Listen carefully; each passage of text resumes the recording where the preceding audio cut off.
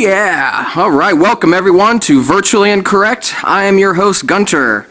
Virtually Incorrect is a weekly panel discussion show about virtual reality in virtual reality. Topics interesting to the VR community will be semi-seriously discussed with each week's guests with nothing off limits. This week's guests, I have a great panel of cyberpunks and virtual personalities. First, we have Anticleric, the developer of Technolust, true cyberpunk. Just go back to Kickstarter now. There ain't much else to say. Welcome. Thank you. And next to him, we have from Tralee, Ireland, Apieceoffruit. He's a virtual VR enthusiast, currently experimenting with Unreal Engine 4. How's it going? Hey, Gunter, good to be here. All right. And across the table, we have Mitch, co-founder of Team Metatron and developer of VR Chess. Welcome, Mitch. Howdy, everyone. And finally, my last guest is the one and only Reverend Kyle, podcaster, evangelist, and part of the Road to VR team. Thanks for coming, Kyle. Thank you for having me.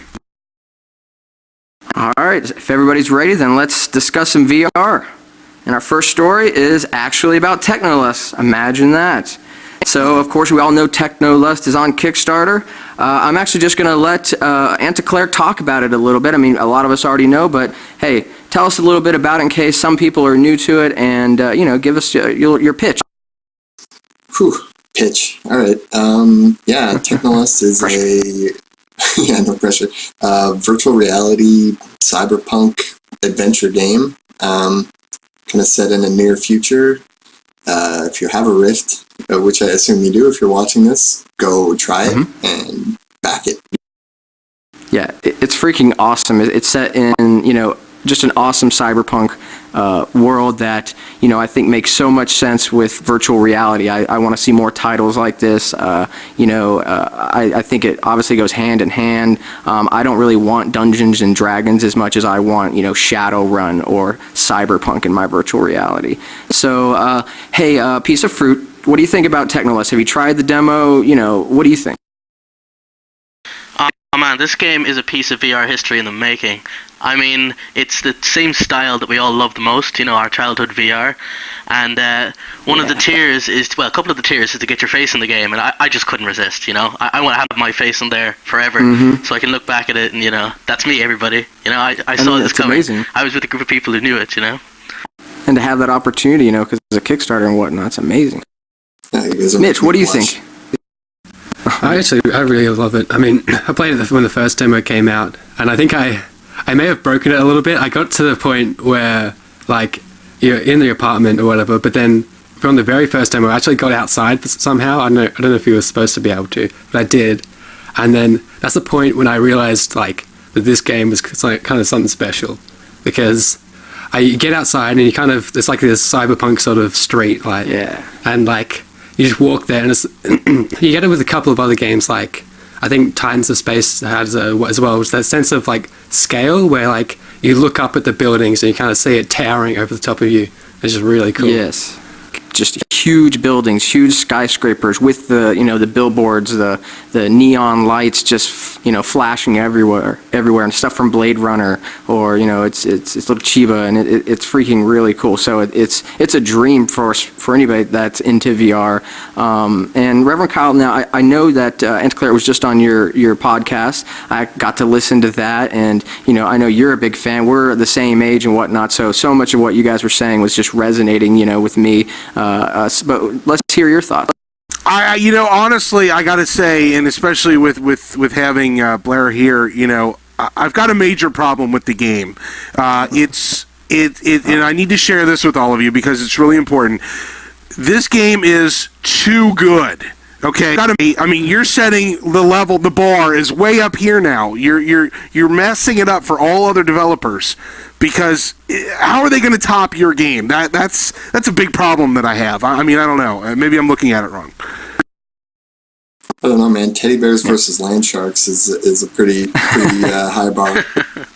Well, and I don't expect everybody to be of that quality. I mean, don't get me wrong. I mean, feel free to try, but teddy bears versus land sharks. Yeah, that's a big problem that I have is how humble I am. It just. But no, seriously, okay. In all reality, though, I mean, Technolust is a dream come true for most of us, and I've been pushing it hard. A lot of bloggers and podcasters out there are really jumping on this game, and I mean, I'm just at this point now that it's going to be funded. I want to see where we're going to go from there. Which stretch goal are we going to hit? That 300K, is that possible? Again, no pressure, right? Right, no pressure. So I'm gonna make a few more comments, and then I actually do have a few, more interesting questions. But like the music's freaking awesome. I love that. So I wanted to say props to the music and the soundtrack. And there was a moment in there, it kind of reminded me of Neverending Story, but I don't know. I could just be hearing that. Is that true? Neverending Story. I don't know. Just a small part where it gets. Okay, I just wanted to ask. So no, and I'll keep going. But how about the Max Headroom in the beginning? That footage is from like that pirate hijack incident that was in like Chicago of '87, though, right? Yes, yeah, that's exactly. Yeah, so it's not actually the show, but that incident, yeah. Yeah, I wanted to use Max Headroom, but I was worried about copyright, so I remembered that, and I was like, oh, that's perfect. That's a perfect thing to use because it's a pirate signal that was illegal to begin with. So I imagine it's free to use. Yeah. No, yeah, I don't think anybody's going to come after you for that. If they did, they'd be outing themselves. And if anyone hasn't seen it, I would look it up on the internet. It's really interesting. Yeah. It's a PBS signal intrusion with Max Headroom, and it's very creepy to watch, actually. Yeah, it's just a very cryptic message. It sounds like somebody insane, and they hijacked the studio in Chicago, and they're just ranting, and it's everything that I wanted to do because I'm completely insane as well. So it's freaking awesome. But I also want to say, I'm a big, Shadowrun fan. So this is part of that same, universe of cyberpunk, and that's a really, in-depth universe. And maybe you could incorporate something of that, maybe, or it's so similar that I guess it's kind of just in there. But have you heard of Shadowrun? Played that? Oh yeah. That's actually one of the only games I bought on Steam was the new Shadowrun. But sure. There will not be any orcs or magic in Technolust. Right. That makes sense. I do love that part, too. It gives me the Dungeons & Dragons in the future. Yeah, and Rev? Yeah, I don't want to see any orcs or demons. I want it to be realistic, with dystopian robots and cameras watching me everywhere and Jolt Cola everywhere. Any Arthur C. Clarke fans here? I'd love to see some electric animals in there as well. Oh, no pressure, right? Yeah. Now I have to model electric animals. Oh, I'll see what I can mandatory. I wanted to comment on, has anybody played Burn Cycle on the CDI back in the late 90s or heard of that? Ain't nobody played the CDI. Ain't nobody. Just me. Yep. Well, it was awesome. You should look it up on YouTube because it's same style, and it's a live motion it just adventure. So it's actually kind of similar in some of that vein. But yeah, it was a CDI and it was a mistake. But Burn Cycle was amazing. I'll check it out for sure. Another thing, I was just watching Hackers today, and I happened to come across it said "Trust Your Technolust" in there, and I was like, oh, I didn't realize that. So I'm sure that you're aware of that. That's exactly where the title of the game came from, actually. Very interesting, yeah, because I can't even believe I caught it. I was kind of just working and watching it. I didn't put it on, and because you were on the show tonight or anything, I actually put that on here and there just in the background, and I was like, hey, look at that. So cool timing. And when I was listening to Rev's podcast today, you guys were already talking about the Hackers there. So go listen to that show. It was really great. So if you're real interested in this game, so how about what are the challenges of kickstarting an indie game like this? I really don't know. This is my first Kickstarter, and I think like the community has been what's carried it by far. Like probably 50% well, no, it's not. It's not that high. It's like 25% of the backers came from Reddit, and the other 25 came from the Oculus forums, and it's pretty much spread from there. So I have to say thank you to everybody that's in here, basically. What's the panel think? Mitch, what do you think about, Kickstarters, and have you thought about if you were going to bring a product there, have you thought about the challenges, or do you have any comments about that? Yeah, I don't know. I wouldn't know where to start, to be honest. Like, how do you price a game and say, like, this is how much I will need? Like, the budgeting is kind of all foreign to me, so I don't think anything like that I would be able to do alone, really. I don't know. Like, I'm interested to know how you figured out, like, a budget, how, like, this is the price that I will need. That is an issue, because 30,000 definitely is not enough, but it's a level that I figured is attainable at least. So, we just kind of set the bar as high as we thought it would ever get. And then, starve for a while and hope that it does well when it actually sells. Well, and that was something you and I had talked about on the podcast is, do you set the bar here and expect people to pay you what you need, or do you set it way up here because this is what you ultimately really like to have? You don't want to overwhelm them, because then they're not going to back you because it's too high. But if you set it at a reasonable level, then people will be more willing to back you, and obviously, it's worked for you. Mm-hmm. But then there's the danger of overfunding. It's like the Double Fine game. There's a lot of talk that because they got so much more than they were expecting, it sort of spiraled the project, because everyone tried to quickly, rewrite their plans and change things to incorporate all the new features and all the new things they wanted to do, and it sort of, damaged the project in the long run. Well, that's called scope creep. That's what I was going to say. You see projects get muddled up really quickly because they've got a couple $1 million, now they should add all sorts of crazy stuff like, I don't know, positional tracking. Positional tracking is going in regardless as soon as I get my DK2 anyway. But I could only dream to have that problem. I get hundreds and hundreds of thousands of dollars more than I need, and the scope gets out of range. I think I can handle that kind of problem. Yeah, exactly. And All right, you have a lot of friends here who would help you out, Yeah, exactly. I'd have to hire the Riftmax guys to, we'd put the Riftmax theater into the game.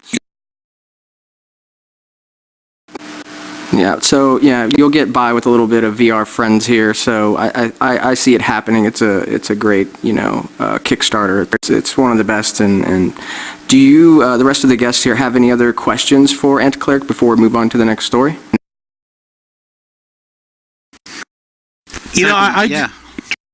Go ahead. Oh, I was just going to say, one of my favorite parts of the entire experience, it's like 5 seconds.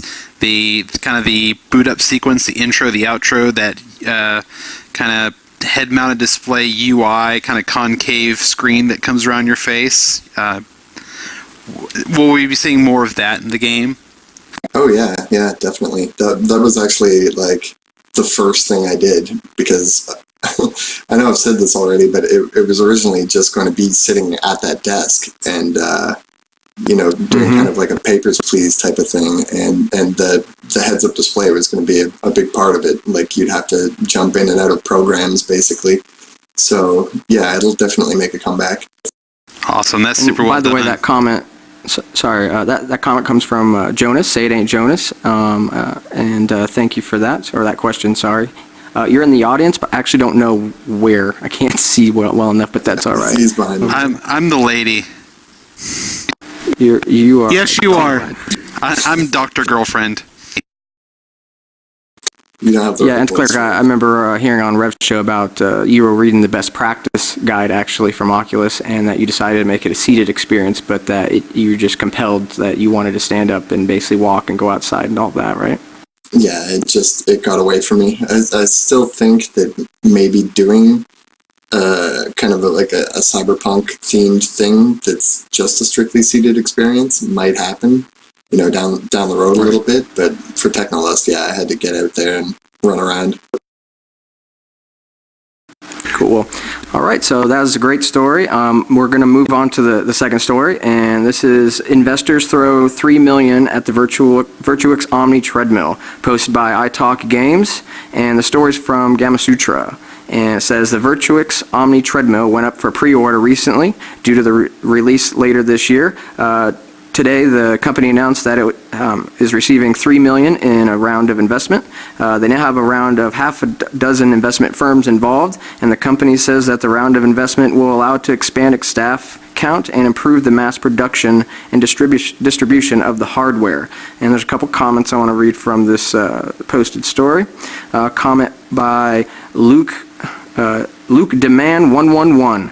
That's kind of unexpected. I was expecting this product to slowly disappear into the background after the overwhelmingly negative impressions in the last few months. There's another comment by Singularity 87. Developers are going to need to justify the cost of integrating Omni support, and if there are very few people with them, they simply won't. This is also a self-reinforcing cycle. All right, so that's the topic. I want to turn it over to Apieceoffruit. What do you think about that? Well, I've got a particular opinion on this because I'm a backer, and I'm still sort of kind of in their corner, which seems to be a rare position these days. Yeah, a niche. But yeah, I'm a backer as well, actually. Oh yeah? Yeah. I'm kind of a fan of the idea that I think people are over-expecting from it. I think that, developers probably won't integrate it, but quite frankly, it's not overly needed. I mean, you don't need such high fidelity tracking like you do with your hands.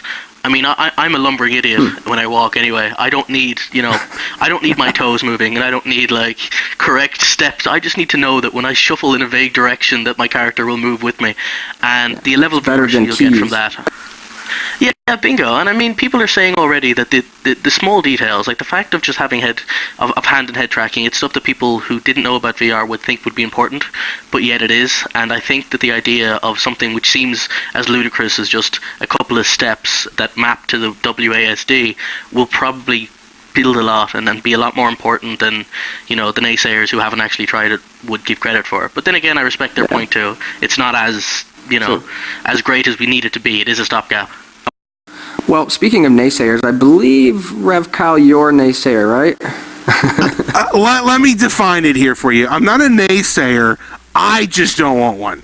So yeah, I understand. Right. I understand why everybody wants it. And actually, my new plan is to just go buy one of these old, broken down fitness centers that are closed down in my neighborhood and just fill it with Omnis and Rifts and just charge people $5 an hour to come and use it. That's where it belongs, in the out-of-home entertainment area. I don't want one in my house. If Apieceoffruit wants to have one, I think it should be available for him, but I don't have room, nor do I have a desire to play my games in sweat at the same time. Even though I probably should. I should be doing that. But you have to pay for it, so, do you want to pay for that pain and sweat? No. Mitch, your thoughts? Yeah, I don't know. I think these kind of indie hardware startups they have their work cut out for them, really. I remember watching this interview with Tony Fadell, who's one of the lead creators of the first iPod, actually. And he was saying that people generally struggle with hardware startups because you generally don't see a return on your investments until the third revision of a product. So these indie companies seem to always just put out one product and then generally, I mean this is generals, but they seem to just fizzle away and don't have enough investment to make the second product or third product. So right. I think in the iteration. I think now that they have that 3 million, was it? I think that's a step forwards, but I'm just not sure how much they would need. And I guess they're not developing the iPod, it's not that consumer focused, so they probably don't need a lot. Right, it's a more niche, but still, hardware's expensive and hardware's hard, I would imagine. So, Anticleric, any thoughts on this? Yeah, this has been coming up a lot with me lately, during the Kickstarter. everyone is, well, not everyone, but I'm getting tons of messages every day. Are you going to support the Omni? Are you going to support the STEM? Are you going to support Private VR? Blah, blah, Yeah, blah. I have that question now too. Yeah, so like you said, it's an issue for developers because, you know, as is, More work. my funding level is very low. I don't have development kits for any of these things. I'm not sure how the Omni works. If it really does just map to WASD, then I shouldn't need to do anything, right? It should just work on its own. Right. But, yeah, it's an issue trying to. But maybe there's trying to support more all of to these. it that can be, fine-tuned, I guess, to get a better experience out of it. But I really don't know. I haven't tried it. I guess, yeah, the I don't know, what's their demo called? Apieceoffruit Traver VR? Yeah, Traver. For their game, actually. Yeah, the basic. Yeah, it's supposed to be a full game. It's kind of your kind of standard sort of zombie, sort of stealth shooter type thing. The way I understand the way it works is it's got the capacitive touch screens, or touch surface rather, for your feet. So you can potentially, as a developer, put a lot more fidelity into how much tracking you do if you incorporate the API. But as Anticleric said there, I don't think that's necessary. I think, for the most part, most games, just by the sheer nature of having a WASD walk, I'm more than happy to have that mapped, and that's why I think it'll be okay. Same with stomps. You don't need to integrate those per se. You just need to basically keep a standard control input. That's why I think it's probably a better approach than people think. And the other issue is, like you said, we don't know, because none of this hardware exists yet, we don't know which ones are going to stick around, which ones are going to fizzle out. So, I don't want to support something that only 10 people are going to use in the end. Well, isn't that always the problem, though, when you're a software developer and you've got people putting out all this hardware? It's a double-edged sword. It's a catch-22. It's circular logic. Are you going to support the hardware, or is the software not going to be there, so the hardware dies, or the hardware doesn't get developed even though we want it because the software won't support it? It's a mess. I mean, I think developers need to either decide, okay, we're going to support everything, or we're going to support nothing. Right. I mean, you're a developer. What do you think? If Omni or STEM or something wants to send me their product and I can decide whether I like it or not, then fine. But like I said, I don't have the hardware. I don't know if it's any good. I don't know if anyone's going to buy it. So. Yeah, that's the thing. I mean, I guess when we get STEM, when we get Omni, then we can, make that determine or ask that hard question, all or nothing, because all these are good or something like that. But maybe, again, maybe one isn't so good. We really haven't tried it, but I guess, we do see the reactions of the videos, and there's some pretty good, positive feedback from all that, and I'm pretty excited.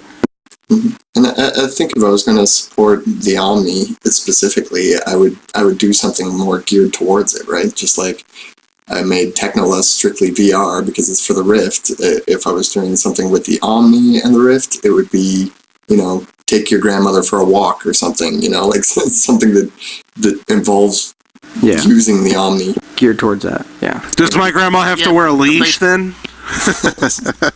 It's got a leash. Doesn't it have a built-in? I think so. All right, so there's a couple more comments I want to read. So we have a comment from B. Trixie. From the other side, looking at sim racing, you have many people who have a setup, and a lot of them have a steering wheel and all the props combined that cost over $1,000. And also another comment by Atomic or ATMIC. It's odd to see the hugely negative reaction on the subreddit. One from people that haven't tried it and are only basing their reactions off conventional demos. So basically that's a couple extra comments there. I do think the one about the sim racing definitely it's pretty interesting, right? People do like niche stuff and will buy it, and I guess it's how you run your company. Can you cater to that and be successful? Any thoughts, Apieceoffruit? Well, yeah, to play devil's advocate from my own point is, while I do want developers to support as much stuff as possible, as Anticleric said there, the last thing you want is developers to try to shoehorn in these devices into their game where it doesn't fit just for the sake of it, or rather to kind of spread themselves too thin just to make every single device work. I mean, I prefer tailored experiences. I would sooner have a developer leave out the Omni if they think it would hinder the game, and then basically make a better seated experience, rather than add it just for the sake of it and basically make it worse. Yeah. All very good points. Anybody else have anything to say about the Omni? Yeah, I think that they should just send Blair one and send me one.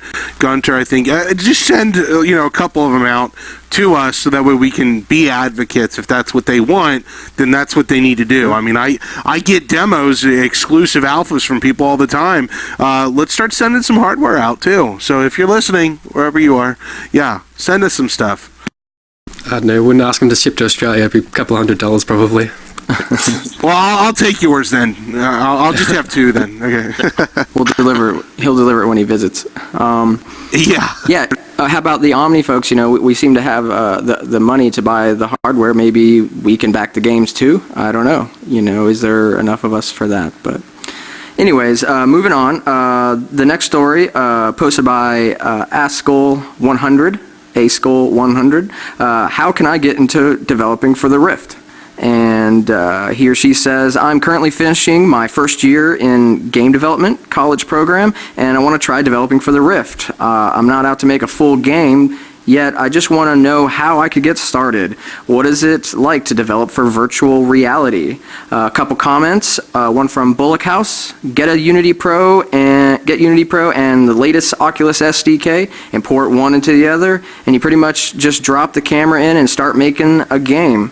And Knobbly Spoon, as someone who just got started for developing VR content, I highly recommend UE4. The tutorials have been fantastic, and the visual programming blueprints is a great alternative to coding, since it's been a few years since I last did anything in C++.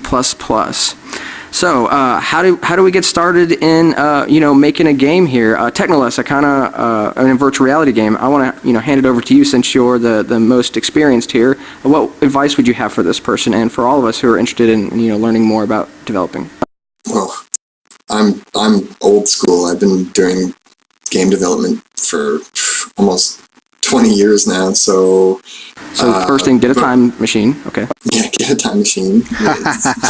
Get hired by Rockstar. No, I think what the first guy said is right. You just get the dev kit, get a trial of Unity, and go. What was that thing we came up with? The trial? Just put it on. Oh yeah, right. Just put it on. Yeah, I gotta just do it. Yeah, just put it on. Just get in. Yep.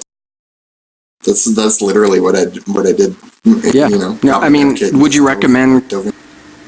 Yeah, would you recommend going to college and going that route, or would you recommend just learning on your own? And I guess it depends on the person, of course, but just some thoughts on that. It depends what you're doing. I think a lot of I don't know what it's like now, but I know years back these game development specific colleges, like for-profit colleges, weren't all they were cut out to be. But I'm sure now that they're teaching everybody Unity or UDK or something, it's probably a good start anyway. Yeah, but it depends what you're doing, because people tend to specialize in different things, right? There's a lot of need out there for animators and riggers and character modelers, and if you want to specialize in something like that, I think that's a great idea. Yeah, definitely. Mitch, I wanted to toss it over to you next. Mitch and I both are members of Team Metatron, and Mitch has been developing VR Chest with a few other teammates. I'm not a game developer. I'm a web developer by trade, and I did the website, and I've been helping put this team together and whatnot. But Mitch has been doing this awesome work, and if you go to vrchest.net, not .com, then you'll see a video of our chess demo here that Mitch and Shaka on the team did a lot of the work, as well as Nate 8 doing a lot of the glue coding, and just, he's also a developer on that project as well. So Mitch, anyways, long story short, you're a younger developer just starting out. You're still in school. What are your thoughts on how did you get to where you're at, and do you have questions on how to take this further? And we have Anticleric here, we could ask him. What do you think? Yeah, I mean, about developing, you could just get started. Like, it's not, with Unity and now Unreal, it's not hard. Like, it's not hard to get things working in the Rift. If you have a dev kit, you would have got a Unity Pro license. I mean, I'm not sure if they're doing that anymore. But still, Unreal, like UE4, $20, or you can just pay it once and just get, and you don't really, with UE4, you don't have to do any really tweaking. Like, it's just, if your Rift's plugged in, then your game is Rift enabled, basically. With Unity, it's a little more just drop the prefab in and go. Like, it's not hard to get a basic level. And by this comment or post, I'm not sure what it was, but they don't want to make a Technolost or something. They just want to make something simple for an Oculus. Mm-hmm. And that prototype, is a demo, incredibly easy with Unity. And yeah, exactly. Like Unreal Engine 4 and Unity. Yeah, I don't know. So you just need some creativity and know how to read a little bit and have the interest, it sounds like. Sorry, I mean, talked over you. I mean, modeling is probably, like, there's a lot of facets to game development. So, like, it's easy to get started and do something simple. It starts getting more complicated once you start wanting to add more things, like everything, I guess. But I think what they want to do, just grab Unity. If you have the Unity Pro trial, use that. If you don't have the Unity Pro trial, get Unreal, because it'll be cheaper and it's just as easy to work with. Good advice. Thanks. Apieceoffruit, you are learning UE4 right now. Any thoughts on this topic? Yeah, definitely. I'll just pretty much echo what was just said. There's a lot in it, but realistically, you don't have to do it all as well. I mean, we live in a community-friendly world here. I mean, it's insane the level of stuff you can find out there. Google and YouTube are your friends. I did a 4-year games development course. Got my degree in it, but I didn't feel I got a lot out of it compared to me spending a couple of long evenings and nights just YouTubing it and sort of going, how do I do such and such? I mean, there's so much content, so many free models, so many snippets of code. You don't need to fully understand what you're doing. You just need to kind of be a decent reader and, sellotape the things together and Frankenstein yourself a fun little project and then learn what interests you more. You guys are definitely on it, because I'm not a developer at all. I mean, my coding skills are like down here, and compared to my pals here. But I've been playing around with UE4 for about a week now, and I've already got, in terms of level design, I've already got a full level set up, and I've got first person scenario, Rift compatibility. It's so easy. I mean, even for somebody like me who's not even, there's novice, and then there's like kindergarten, and then there's like me down here underneath my toaster oven in terms of skill level. So if I can do it, then yeah, and $20 a month is nothing. And if you just do the first month and then cancel, that's up to you if you want to do that. But yeah, if you're out there and you want to start developing, do it. Do it. Just do it. No, wait. No. Just put it on. Just put it on. Yeah, and excellent. one last thing on that. Sure. The main thing that people seem to think is that you need to be a coder. Now I am, and I use that way from time to time, but what people don't realize is we live in a world now where you can literally develop a full game with complex logic without touching a single line of code. There's actually examples of full commercial games you would have bought that if you Google it, that literally used the Unreal Kismet system, and now with UE4 that's become even simpler. You don't have to be a developer, you don't have to know code, and a lot of people seem to get scared of that concept and think they can't even jump into it, but it's just worth noting you don't have to do any lines of code if that's not your thing. I kind of feel like I'm in the future. playmaker for Unity. Basically, the same thing as Kismet. It's like what do they call it? A functional state machine, right?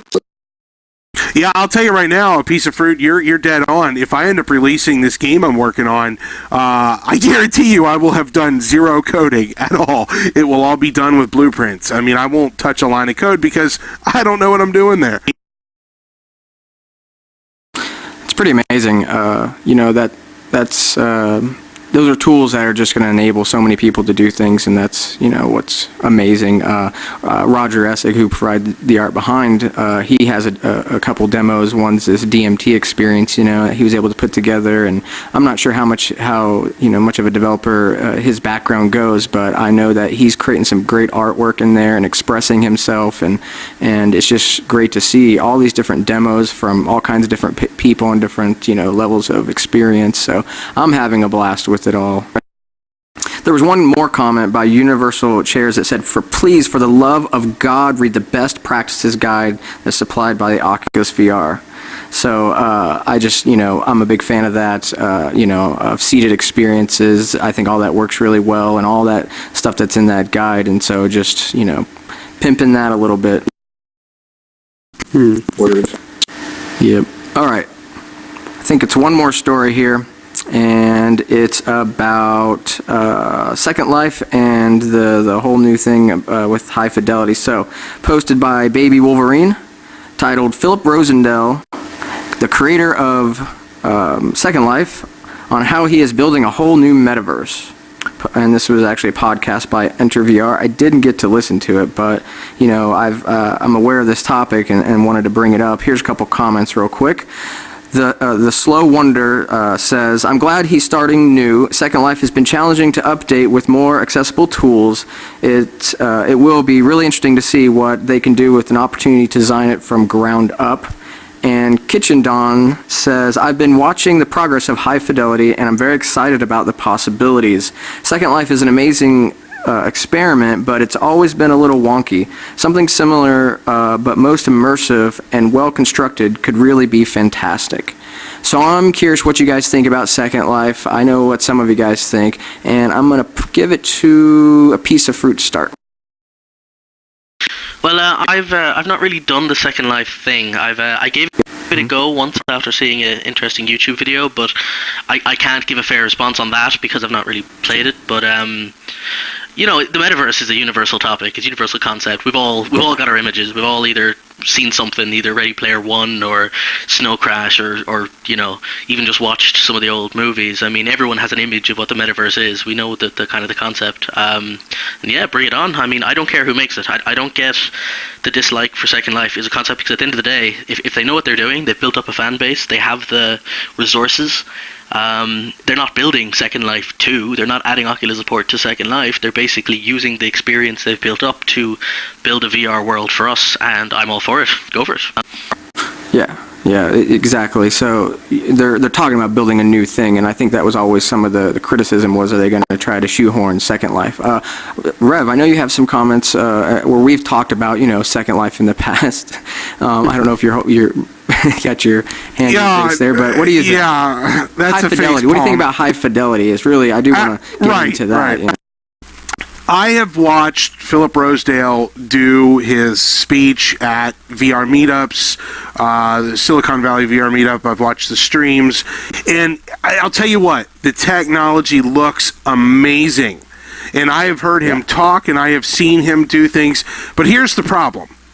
I have yet to see him wearing a Rift during any of these things. Why is this being touted as VR stuff when he's not using any VR equipment in it? I mean, how do you say that this is going to be the metaverse when all it is Second Life with new input? Well, maybe he's also not sure on the headset yet, so it's like, I can't do that yet. Maybe that's what comes to mind. But I mean, okay, even Blair, all right, when you're developing for the Rift, you put the Rift on and you look and see what your game looks like, right? Yeah, well, yes. Right. Sometimes. Okay, right, but I mean, you're at least getting a good idea. How are they? Test it with the Rift on, definitely, yeah.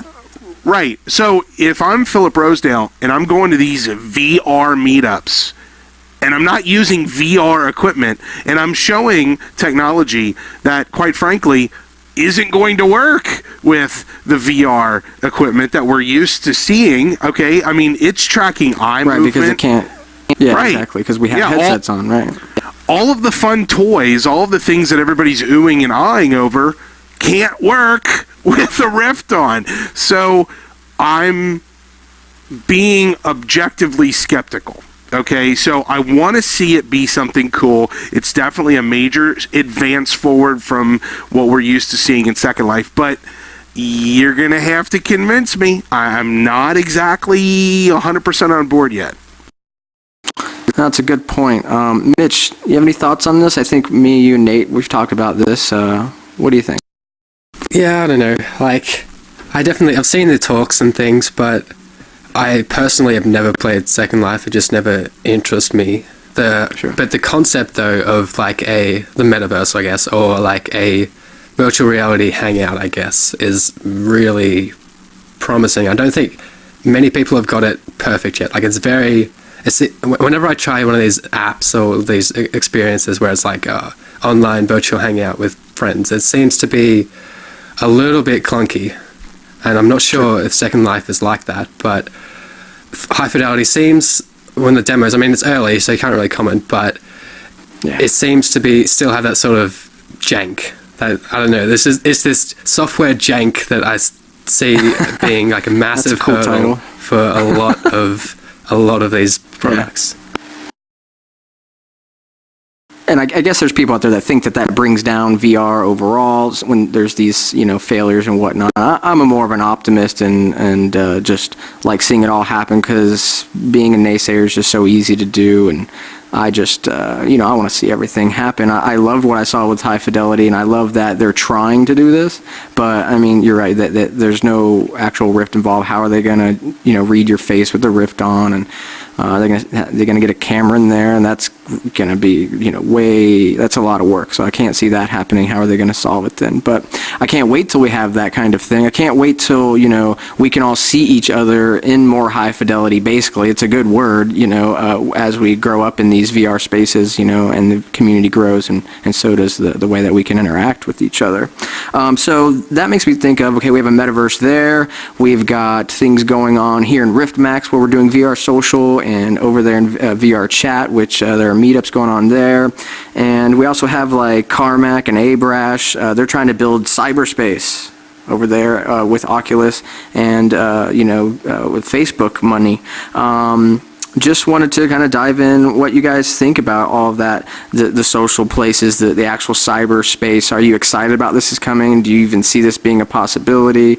Let's pass it on to Anticleric, which I think I might have skipped you last round, but go ahead. Okay, yeah. Well, first of all, I want to say something about Second Life. I have a love-hate relationship with Second Life. I don't like the game, but I actually made the money to buy my Rift development kit with a shop in Second Life, so I'm kind of excited That's to pretty see. awesome. Yeah.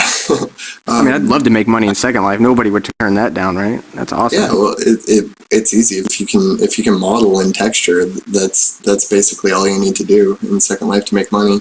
All right, folks. See you later. Yeah, exactly. To be fair, it took a long time, and I make like $1 or $2 a day, maybe in Second Life. But I'm interested to see more what people like Facebook do with the metaverse concept, because the big problem I have with Second Life is it's completely open to everybody to create whatever they want, and I don't like most people.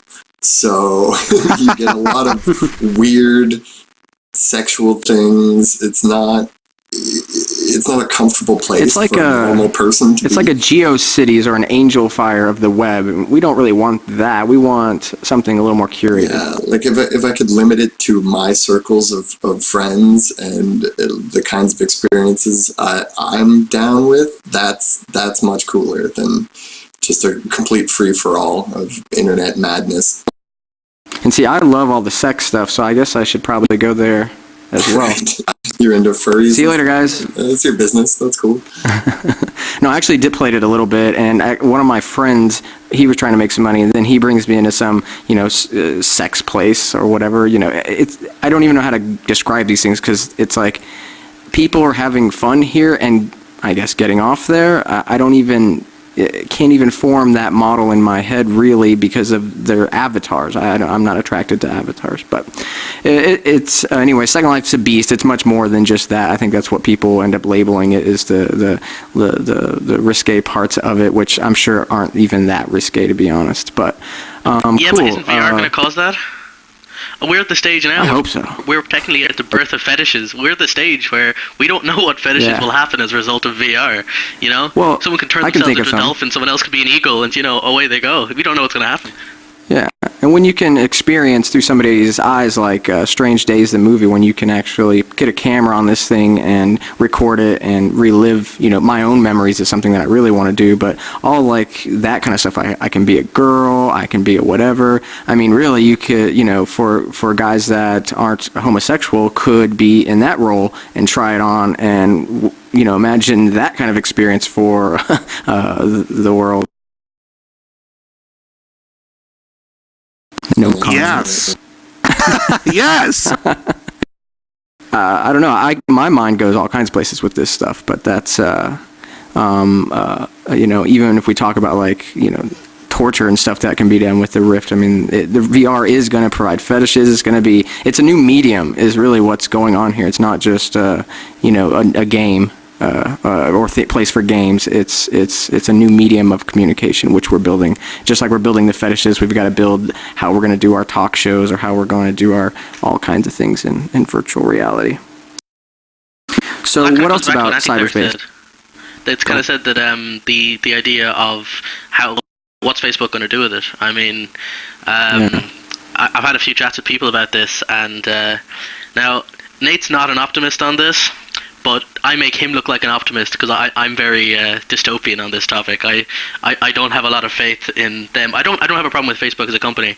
I just don't like the mindset that the whole monetizing system may go. I'm not expecting Facebook ad pop-ups. I'm not one of these kind of people, but I'm afraid that it's going to become a mindset where we're going to get like we're used to pop-up ads now, and we just accept it and we just sort of close them and move on. I'm afraid that kind of stuff will happen. So yeah, I'm a bit of a naysayer and doomsayer on this one. I have to mention something. The first thing that came to mind when people started talking about the Facebook VR app was because of their targeted advertisement things. Think about things like they can now track what exactly you're looking at. So if your eyes track too long on the bulge of somebody's pants in their Facebook picture, you're going to start getting ads targeted towards maybe this guy likes that. You know what I mean? Uh-oh. You get to learn a lot about yourself that way. Yeah, exactly. That kind of stuff doesn't bother me, though. I like if it's going to be ad supported, I would rather have an ad that I'm interested in than just something random, right? Right, but I do understand what Apieceoffruit's saying. We don't want more jank in our virtual reality. We want to keep it jank free, but ads, everybody's going to want it for free too. So, Rev, you got any thoughts on this? Well, I've seen the kind of technology that can track your eyes, and they've got it where you're looking over here, then you're looking over here, then you're looking over here, and next thing you know, you got ads for banana hammocks because you've been staring at people's bulges too long. I don't necessarily want to see that, but targeted advertising has been going along for quite a while. I mean, that's nothing new. They're just taking it to another level with having Facebook integration, whatever. I don't really care. I mean, I already whore myself out to Facebook and click on ads all the time, and I probably shouldn't click on. I don't really care. I know a lot of people get really frustrated and they're, it's privacy and all that stuff. I'm one of the kind of people that understand that ads pay for stuff. I mean, I've got a YouTube channel. I don't make any money on my podcast. You're not going to make any money on this show, Gunter. So hopefully they told you that. You're not going to make money on this kind of stuff. Second Life for that. Yeah, right, yeah. But you're not going to make money, so ads help keep the internet free. And people don't want to do that, but ads help keep the internet free. Support it. Watch those ads. We're all smart. If the ads bother you too much, just put an ad blocker on. You'll be fine. I mean, there's a bigger discussion, though, of like, we turn out to be more of consumers than we are like citizens. And it wouldn't be nice to be more citizens of the virtual reality cyberspace than this consumer of another product. But you're going to be a consumer if you're in VR, because you've had to buy $1,500 worth of hardware to be able to do it correctly. So you're already a Got me consumer. there. Doesn't mean I have to keep being one and have it all. You know, I don't know. I get, you know, I need to buy food and all that. You could keep taking that, you know, further and further. Piece of fruit. True. Yeah, well, I'm all for the idea that, you know, people need to make their money. I do not want to be one of these internets, you know, people who goes around and tries to get everything for free and, you know, basically ruins all of you guys who are giving free amazing content. I perfectly admit that you guys need money, and I'm a major fan of the idea that I'll pay subscription fees to a lot of services I like. I've got about 10 or 12 of these relatively cheap, you know, a couple of maybe $10, $20 a year, and I get to watch all the content on the side. And that's my problem, is I don't want a system which kind of forces ads upon me. I want the option. I'll pay for it. I mean, I don't mind that. To give myself the most immersive and, you know, jank-free experience I can get. I just think that should be an option, and Facebook's model has never been that. They've always made money off of the advertising and the targeting, and I think that's my problem, is that I don't think it's in their headspace to give us that experience. I think they're going to stay with what they know, because quite frankly, that's what you're going to do. And the example I gave a while back is if a butcher buys a zoo, you can't expect him to not try to use his skills to apply it to his new business. True. And you never know what's going to happen in the future. Like, same thing goes with Google that has a ton of data. You don't know what they get sold 5 years from now. Then they could do terrible things, right? Whereas right now they're being ran, I guess, in a way that maybe that wouldn't be the case. And I think we just all, developers, have a lot of, you know, kind of a bad taste for Facebook, or we don't use it much, or whatever it may be. Any other thoughts on this topic? In the end, you know, like, the hardware is separate from the software. So, like, if you don't want to use the Facebook app, don't use the Facebook app. And there's going to be people like you and I making things that people can enjoy on the hardware, right? And if you're not down with the Facebook experience, that's fine, whatever. Yeah, that's, you know, I think at first was like a reaction like, Facebook, and then that, you know, being explained, being shared, Palmer posting about, hey, probably should have told you this, but so that makes a lot more sense to me, that it's more like an Instagram. Instagram is pretty much the same, you know, thing as it was. So, you know, I totally get that. But it is a future thing. Facebook could decide to take both of those and do whatever they want.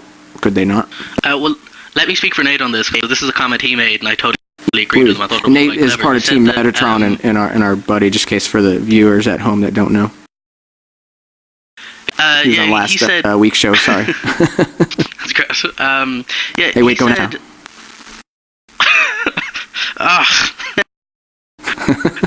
He said that you're killing me, guys. You're killing me. I think I actually forgot what I was going to say. Move on. I'm going to have to come back to this.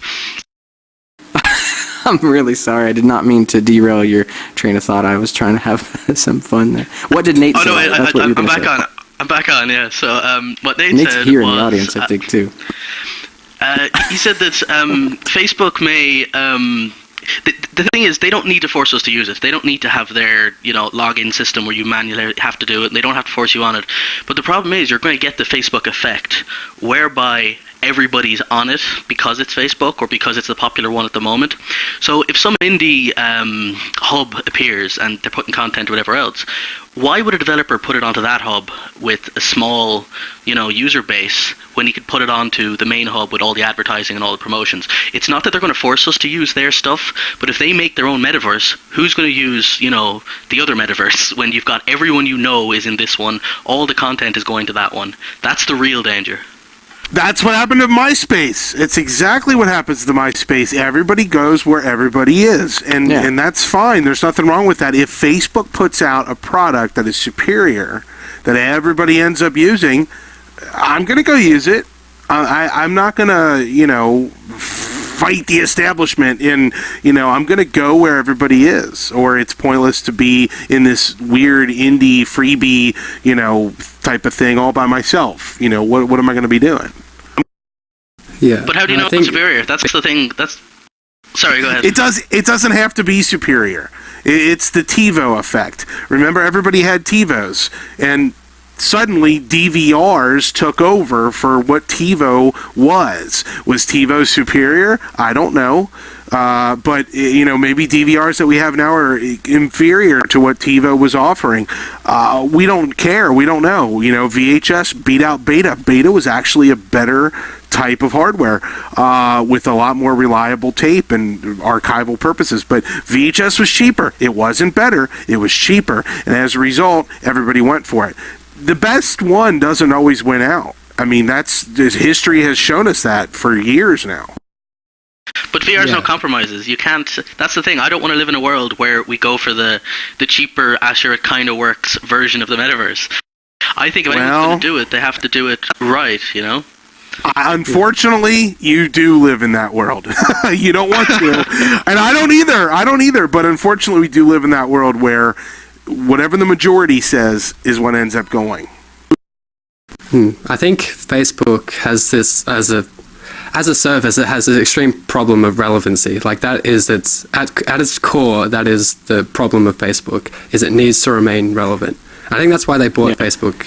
They bought Oculus rather, just because this is a new medium in which they can, if they get in early enough, which they have, they can increase their relevancy. So I think they will have a lot of people working on this. I don't think the quality of the product is too much of an issue, because they're a big company and they will have quite a few people working on this compared to the indies or whatever that may try to break into the space. They will have the know-how and the technical knowledge to break into it. Some great comments. All right, any other comments on that? Else I'm going to kind of ask the audience for some questions.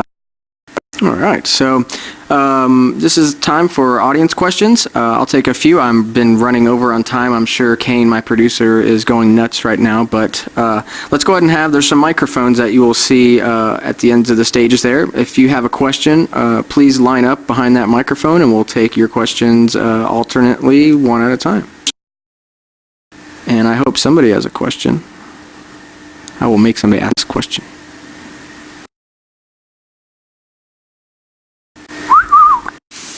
Hey, folks. Please state your name. Say it ain't Jonas. Or say it ain't Judy, I guess. Perfect. So yeah, what's your question, say it ain't Judy? Let's see here. So I'm like you, Gunter. I'm also a web designer, UI designer, and in our industry we've got standards, and you code to standards, and you've got a better chance of reaching a wider audience. When we were talking about peripherals like the Omni, I was thinking, as long as the hardware makers stick to standards, it'll work. And right now, if the Omni's working with just your, kind of forward, backward, left, right, I don't know the technical terms, but it works. But is there a body in game development that actively does standards and kind of, like a governing body for standards in game development? Like something, I'm not really sure. Any of our guests know anything about a group like that? I think we're still in the Wild West on that. I don't think that there's anything set in stone yet. So Judy, maybe you need to write that document and put it out there. I hate doc policies and procedures, but you can just assign that to Nate. It's okay. Yeah, not just in VR. I mean, just as is in the current game industry. Do multiple game companies follow any kind of set standards? I'm guessing not. You have DirectX and AMD's Mantle and things. You do have these kind of standards, I guess. Well, I'm sure, Unreal Engine has its ways to do things. The blueprinting system works a certain way and standards there. But, now we're talking standards all over the place. The actual, engine, the we have hardware now. We're talking, of course, the engine is not VR specific. So yeah, I mean, there's definitely a lot of work that needs to be done in this space. And yeah, good point. I'd kind of say Reddit is a giant VR requirements document for games because, quite frankly, if something bad happens, if there's a game which just sort of, man, that hurts my eyes, or the scale is off, or I feel really wonky walking this way into a wall looking this way, people will say it, people will comment, people will upvote it. So you can kind of see the scale. People have already come to the conclusion you need a body, you need an optional head bob, these kind of things, from people playing them, from playing it themselves, and from people like Bruce, going through the demos and seeing it break and letting us sort of see it from his perspective. That brings me to a question myself for Anticleric, and that is, I'm sure you're planning on adding a body, but I noticed there was no body or shadow. That's coming, right? Yeah, of course. Well, I was just talking to Mike before the show, actually, from Riftmax here, seeing if I could steal his. I'd do my own model, obviously, but yeah, that's the very next thing I'm working on for sure. Sure. Any hints on what this character will look like, or is that still a secret? Oh, I definitely want to have the option for at least male and female, if not a third gender. He's also asked me to be a model, but for the third gender. Well, right. You win. All right, I'm out. Jonas will be a guest on the next God, show. that's fantastic. Thanks, guys. You're going to be a model because you're adorable. Well, yeah, the thing is I think if you did do a model of me, I think it might take up a little too much memory. So, sorry, maybe we'll have to try something else. So, and would the female have 3 boobs? Or can we do that? Ooh, maybe that's the third gender. 3 boobs and a penis. Yeah. That kind of makes sense. We're talking. That sounds like something you could sell on Second Life, yeah. And a tail. Yeah, and a tail. For the record, I don't sell any sex things on Second Life. You can check out my store. That's why it took so long, and he's only getting a few quid. Right. So you're not the guy who's running that store called Blair's Dongs, then? Okay. No, that's not me. Okay. Yeah, I don't want to write teledildonics into the standard spec for virtual reality. All right, so we have another question on my left. What's your name? Deep Rifter. Hey, Deep Rifter. What's your question? Yeah, I just wanted to comment on multiplayer in virtual reality. I've been doing computer gaming since, 1982, Infocom Text Adventures, right? And all of this time, I've just never really gotten into the whole multiplayer thing. It always seemed like such an investment of my time, etc. Just didn't do it for me. But in VR, this is a whole different ball game. I mean, karaoke, multiplayer, and you don't have to invest time. I mean, you could go on a high-speed car chase. I don't know if all of you saw the Grand Theft Auto video that was out recently on Reddit, where the multiplayer, where the guy is riding as a sidekick in the car, his buddy's driving. I mean, that is amazing stuff. And just the presence of being there, the rush of that, I think it's an amazing new experience. This is unbelievable. Yeah, it's much more compelling to, I think, everybody than a computer screen video game would be. I think VR, everybody that I share with that's not a nerd like myself, they go, wow, that's amazing, and it blows their mind, and maybe makes some of them sick, depending on what they're playing. So I think this new medium is going to certainly take off, and I don't think of these things as games. I think of them as experiences, and what are these things going to be called in the future? And what does VR even mean to some people? So what is that? What are we calling all these things? Is pretty interesting, just like the standards. Like, we need names and standards for all this stuff. But definitely being in these VR social is what I call it, or multiplayer. There's not really a lot of multiplayer experiences. If you haven't checked out Minecraft, that's how this all started for me, and a bunch of these people that I talk about and friends and whatnot was over there on the Metacraft server, which is Rift only. And so that's how I was able to meet a lot of really cool gamer types, but they were more my age or older, and we could really have some good conversations, unlike the typical Minecraft crowd would be, of course, could be a bunch of kids and whatnot, or something like that. That's probably, stereotyping or whatnot, but for me, I found the server to be just awesome, and it's when they enabled positional audio through the mumble system. That was awesome. I think that's the cue that need to wrap it up. No, Thank you for your question. Oh, is it just... I was going to totally run with that. Do you guys want to comment about that?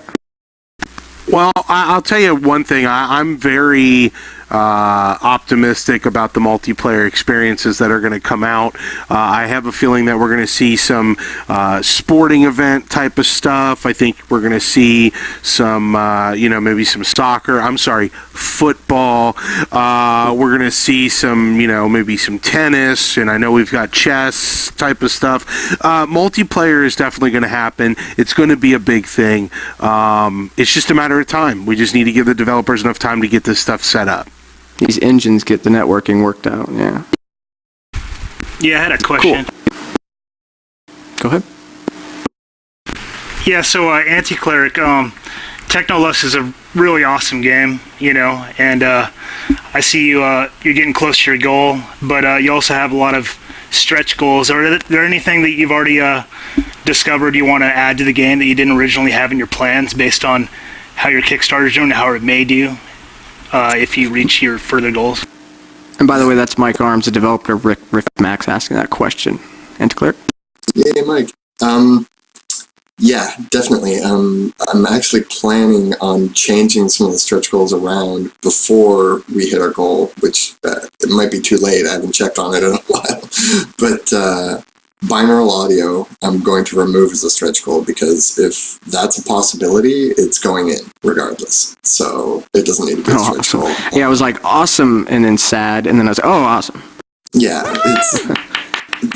there's nothing really available right now. There's people working on things and yada yada, but that will definitely be in if it's a possibility.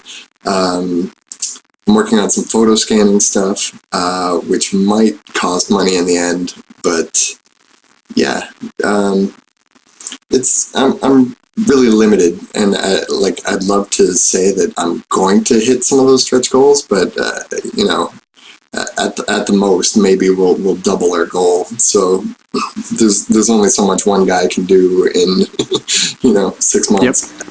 Yep. Everything takes longer than you think. Yeah, definitely. Software's hard. Yep. All right, thanks, Mike. All right, so that pretty much wraps up our in-studio audience questions. I don't know if we have any hitbox questions. Kane, do you have a poll result for us? Actually, Kane's not here right now, but That's a no. I could take a look. Yeah, while you're doing that, I wanted to plug VR Room on Janus. Somebody reached out and just asked me to do that. I haven't been able to take the time for that, but that's a little plug. Yeah, I was going to try and fit a plug-in for Janus too. I actually met the developer at a meetup here in Toronto. He's a local guy, great guy. Nice. Hi, James. I love Canadians. Yeah, Canadians rule. Yep.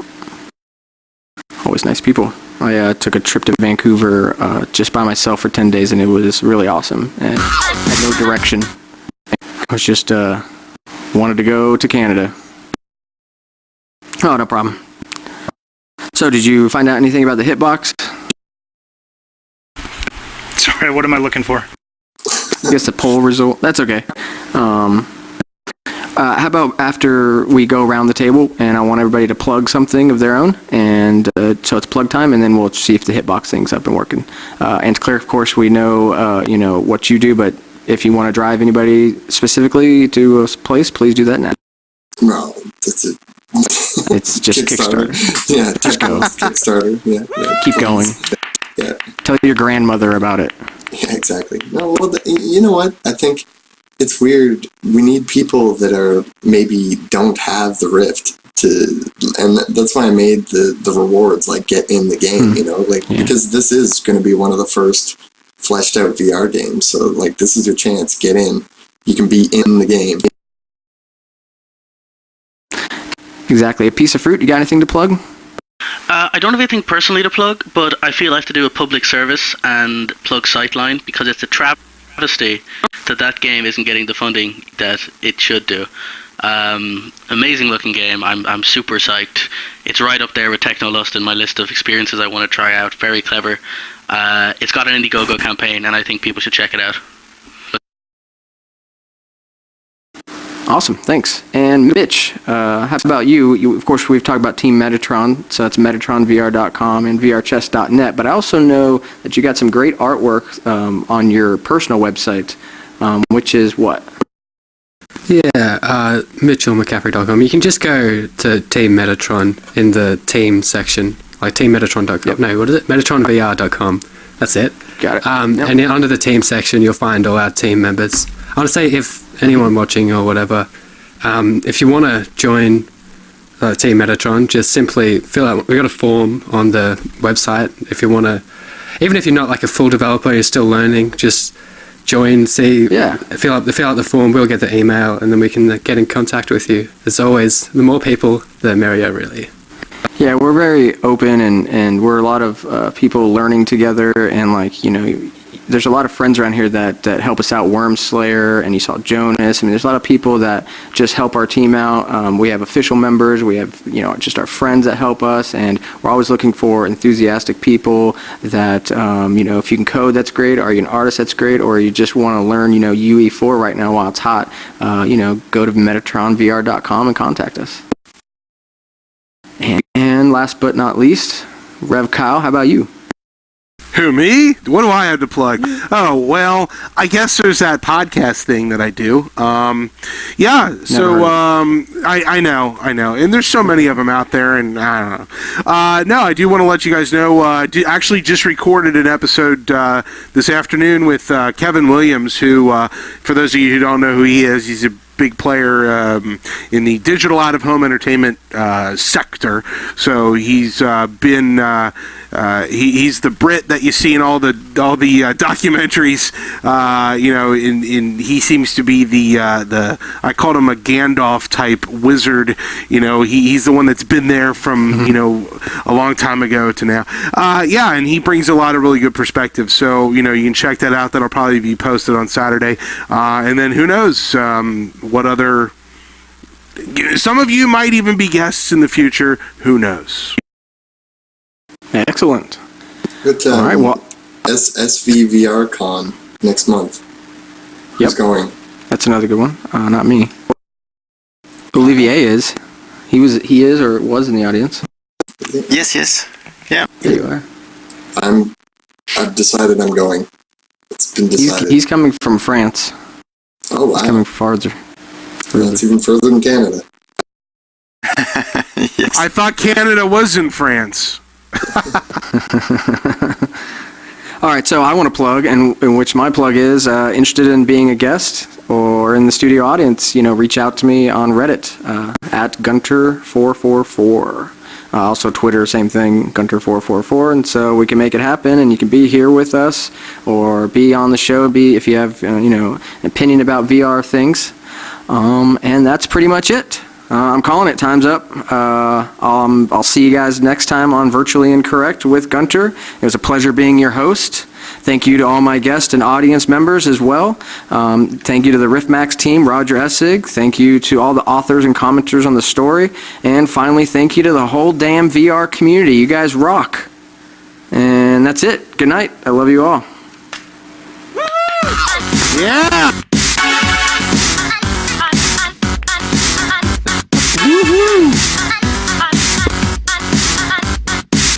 I'm going to stretch my leg. Okay, we got those poll results. Oh, go ahead. You get in there. We had a 71% yes. 71% are developers or learning. 30% not. That's right. Thank you.